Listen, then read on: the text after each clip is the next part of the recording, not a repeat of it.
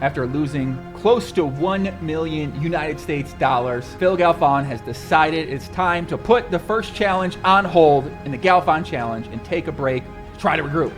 Last night he posted a very heartfelt message to the fans, to all the people watching out there on his Twitter that got a lot of support from the community. It got hundreds of comments. It got over 1,000 likes on there. So I'm going to go over the full message in just a little bit, but I think the main points to take away are that Phil finally reached his limits. Phil said that after his first big winning session of the challenge, he experienced his biggest losing day after, and the next 2 days he just could not play his best and was playing emotional. He said his mind reached the limit and he began to feel depressed. He said there's 6 more challenges scheduled between him and VeniVedi for the rest of this month, but he is going to pay a 3,000 euro penalty each day. It's about 18,000 euros, and he'll decide if he's ready to continue come March 1st or if he's going to move on to another challenger. But he did say there'll be plenty of Galfond Challenge action still to come. I think one of the big questions everyone has is Phil going to actually continue this challenge versus VeniVedi? And should he continue this challenge against VeniVedi? Now, I'm not sure I'm going to get to use this at any point in time in the future, so let's just roll the clip we made up here. Which one of you tough guys gonna do it? Who's gonna take on the champ?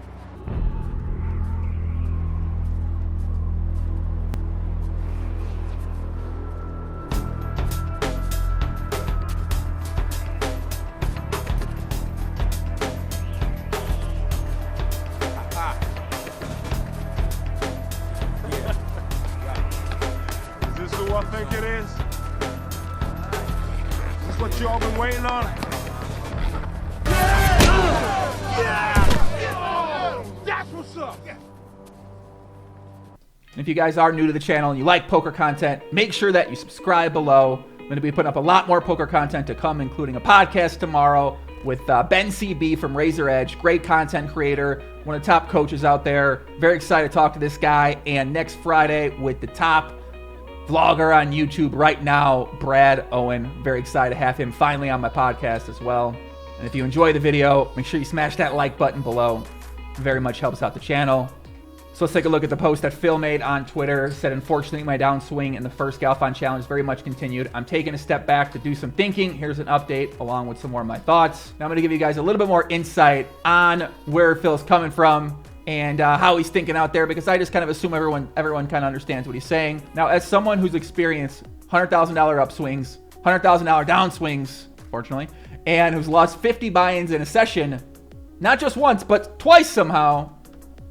And I know you guys are asking, Joey, how the fuck did you possibly lose 50 buy-ins in a session more than one time? And if anyone knows me and watch my content, I'm a little crazy. It happens. You 3-bet 25%, you're 24. It just is what it is. Let's get into Phil Galfond's I feel like I can add some insight for what he wrote. Let's get into it. So he said, as I mentioned in my last downswing post, which I believe we got a little bit into in the last Galfond Challenge update, a big consideration during any downswing is when it's time to give up and play elsewhere, as is figuring out when it's time to take a break and regroup.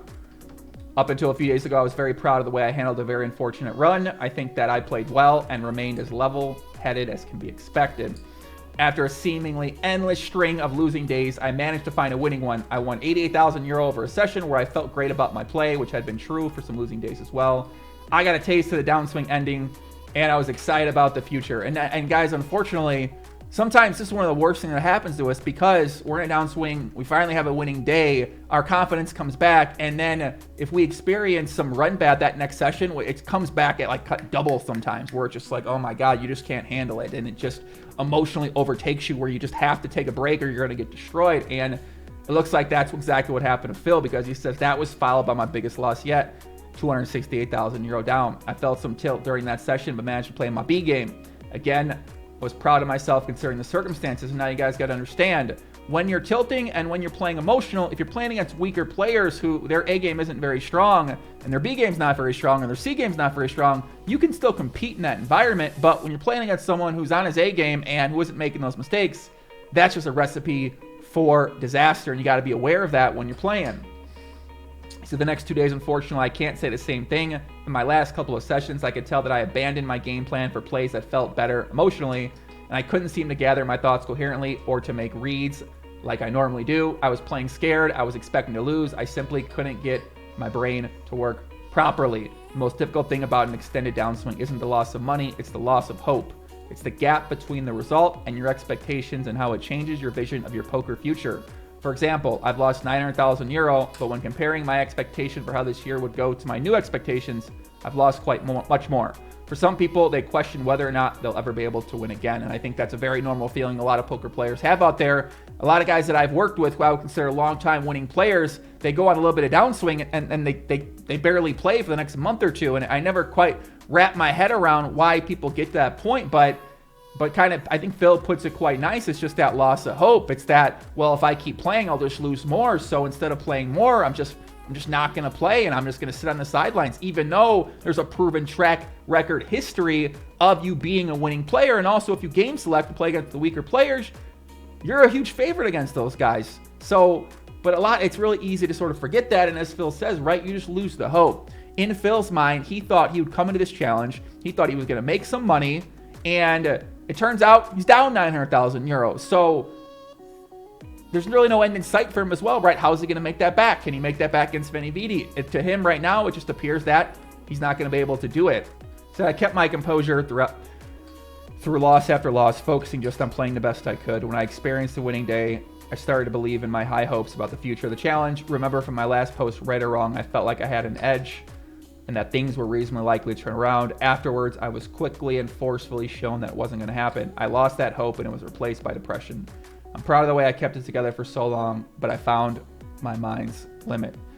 And once again, right, anyone who's played poker, very relatable place to be. Unfortunately, or fortunately rather, we don't really share this with the public and have to read the comments and deal with the feedback, positive and negative, that people are going to give us from that. And maybe we could say this might actually be a good thing for Phil to get that support from the community, for people to reach out and say we still believe in you or we still support you.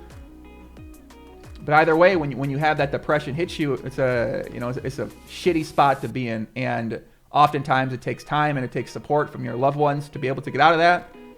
And really, it just takes some winning, man. You got to get out there, have some winning sessions, and you start to feel better about yourself and about your game.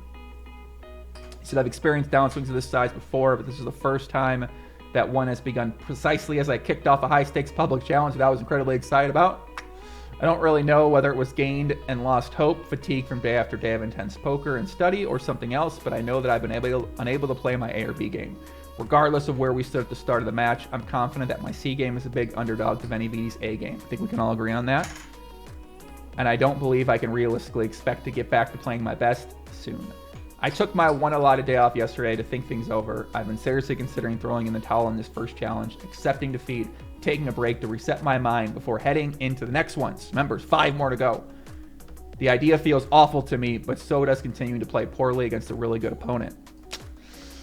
What I've decided to do for now is to see if I can get my head on straight before making a big decision like that. VeniVedi and I only had 6 more challenge sessions this month, ending on the 19th due to travel plans. I plan to play part of another challenge at the end of the month, which I still hope to do. I'm going to pay the predetermined penalties to not play these sessions, roughly 3,000 euro a day.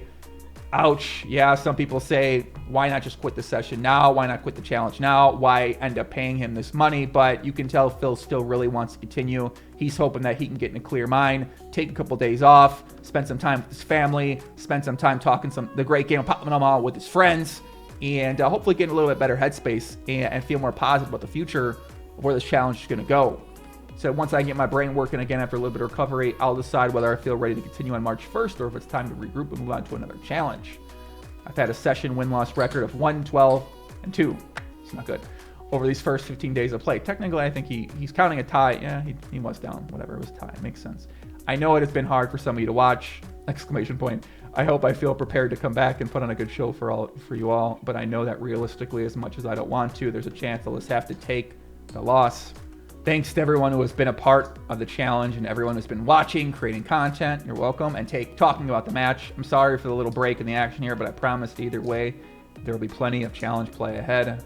I mean, wow, guys, that's a pretty vulnerable message to put out there. I don't think it's something a lot of people would feel comfortable sharing publicly and opening themselves up to the ridicule and also the support as well, because you're going to get it from both sides. And even sometimes the supportive comments can feel overwhelming because in your mind you feel like you let yourself down to the expectations that you had. So even seeing this constant support, you sometimes might question whether you're worthy of that support. Because what are you really getting supported for? You're getting supported for losing a challenge that you hyped up to be this public experience. So while there is support rolling in, sometimes it doesn't always make you feel better, and it might actually make you feel worse. I think another question people have, and I'm curious what your thoughts are will this help Run It Once Poker? And what are your thoughts about the site in general? People that have checked it out. I think I'm going to put up on Twitter, I'm going to say, hey, we all got to support this Run It Once site, man. Throw $10 on there. Throw $5 on there. Check it out a little bit. Maybe tell a friend to put $5 or $10 on there. Because I think that Phil is one of the people out there who really cares about the game, who wants to provide a community and a website for players to be able to continue to make money. And I think that we as a community need to support Phil. You know what? I might even fly up to Canada, man. I ain't left the country in a long time. I might head up there and put in some live stream session myself, and I never plan on live stream. A couple of the comments below, Rob Young said having the courage to do this is very similar to having courage to play on. Probably more, it's a public challenge. I don't actually think I have this quality, to be honest. Clinton said you'll get it back when you play Bill Perkins, and Perkins said wishful thinking. I'm not fucking around, Hector. You know, we're ready to see that happen, Perk. Okay, give him the beatdown if you got to. Killian here. Man, this has genuinely turned from taking a passive interest in this challenge to full-on following and rooting for you. My respected admiration for you has only increased for you throughout this process. Your breakdown of how you're feeling and handling is compelling. And guys, there's hundreds of comments here. We got my man Tuck in there. We got Elliot Rowe in there. We got Johnny Vibes. We vibing out there.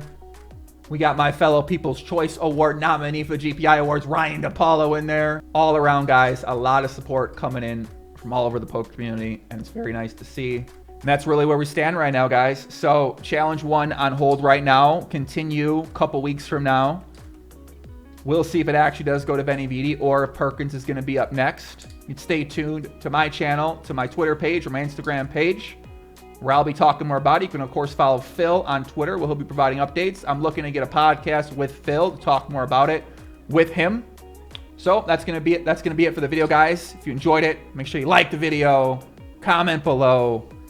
If you haven't subscribed to the channel, make sure you subscribe to the channel. You don't want to miss the content we got coming up here, because I got some cool ideas I want to try out. I got about 50 to 3,000 really good poker content ideas that I'm going to fire on. And I really want to get after it pretty hard leading up to the World Series of Poker here. So that's it, guys. Take it easy. Much love. And I got some chips I'm playing with around here. See you guys later. Peace out.